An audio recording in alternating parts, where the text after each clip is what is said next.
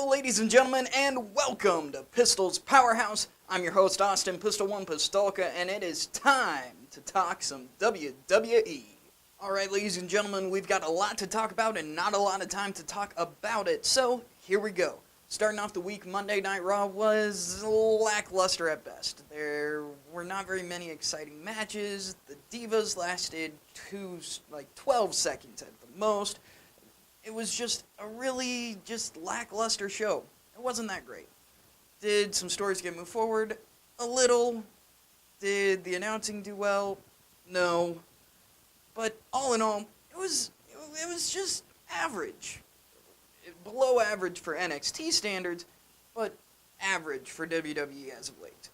I guess the big thing here is that you can't expect everyone to do well the day after a pay-per-view. Oh, wait. Yeah, that's kind of the point. WWE, you have a show Monday, Tuesday, technically, for Thursday. And once a month, you have a pay-per-view on Sunday, then immediately have a show on Monday, and immediately a show on Tuesday. Your athletes should be trained, and your announcers should be trained to a point where it doesn't matter how many appearances they make in 3 days. They should be at the top of their game. It didn't seem like that was the case this week. SmackDown was not a whole lot better. I mean, the Stardust coming out as a Rosebud and beating up Goldust, that was a nice little thing. But other than that, it just wasn't much. The big stories this week happened outside of WWE programming. Hashtag Give Truth a Chance backfired big time on the WWE as it turned into hashtag Give Divas a Chance. I am a huge supporter of the Divas division because they can be great wrestlers and great assets to the company. And they're just fun to watch, plain and simple. Just take a look at NXT. They are doing a great job. But then you get matches in a 3-hour show that last 32 seconds. That's not okay. And they have talented people on the main roster. It's just kind of sad. So keep hashtag Give Divas a Chance going because hopefully the company will hear you. Also in the news was Rey Mysterio's contract has finally expired. They finally let that go. And he is a free agent. The biggest free agent on the market right now. It is going to be huge once he hits Lucha Underground. That is going to be phenomenal. I can't wait to see Rey Mysterio back in action because I am a huge Mysterio fan. I really don't know anyone who isn't a Mysterio fan, but seeing him with other luchadors is going to be a great, great thing. It's going to bring us back to the early days of Mysterio's career when he was in ECW and WCW when he had guys like Dean Malenko and more guys his size doing more fun things with him. It's going to be great. The biggest news of the week, though, was that Brock Lesnar left Raw early and supposedly went home to Minnesota flying on his private jet. Now, this was later debunked, saying that he was still in Nashville the next morning, but it does raise questions, why did he leave the show? He was scheduled to be on the show, and social media was saying that he was going to be on the show at least 20 minutes before the show started. That's pretty big, considering we've seen a lot of people walk out of the WWE. Jim Ross put it best, it's either contract or creative, one of the two C's. Many point to it being a contract dispute between him and Vince McMahon, because there is the idea that maybe he will fight in the UFC under his next WWE contract.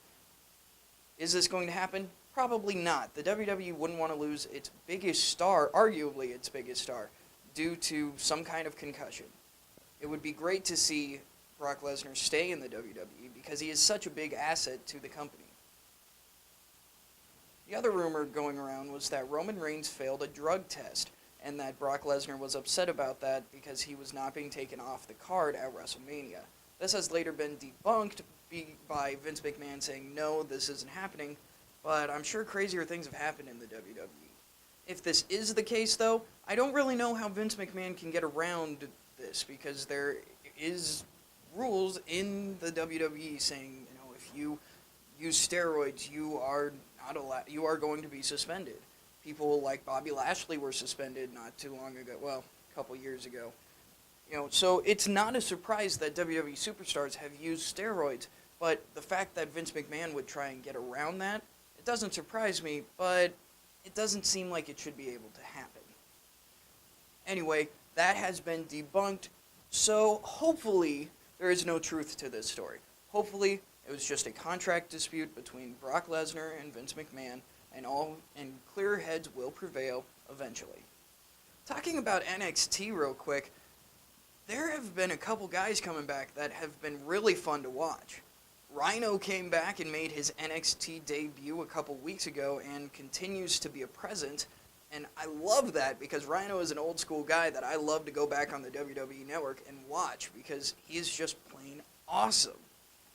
Another guy that's coming back is the Brian Kendrick. He had a match against Finn Balor, which was not up to Finn Balor's recent string of matches, but it was still a good match. I cannot wait to see the Brian Kendrick get back into it because he has the potential to, a lot of people say, to be the next Shawn Michaels. I don't think so. I think he has a lot of potential to be great, though. NXT overall the past couple weeks has been a little average, but that's way above average compared to the main roster. Alright everyone, that's going to be it for this week's episode. Tell me what you think of the new format. I'm trying to, be less every single match and just kind of big picture stuff. If you like that, let me know in the comments or tweet me at pistol_1. If you think I need to continue going back and looking at everything, please let me know. I would really appreciate it. But like I said, that's going to do it for this episode of Pistol's Powerhouse. If you are in Ashton, Illinois, make sure you check out the MWA event happening there. There are going to be some big matches between MWA champion Brian Blade. There's also going to be a man by the name of Con Artiste there. There's going to be some great independent wrestling going on. I hope you all show up to the show and really support the wrestlers. Until next time, I'm coming off the ropes hot. I'm Austin Pistol 1 Pistolka, and this is Pistol's Powerhouse.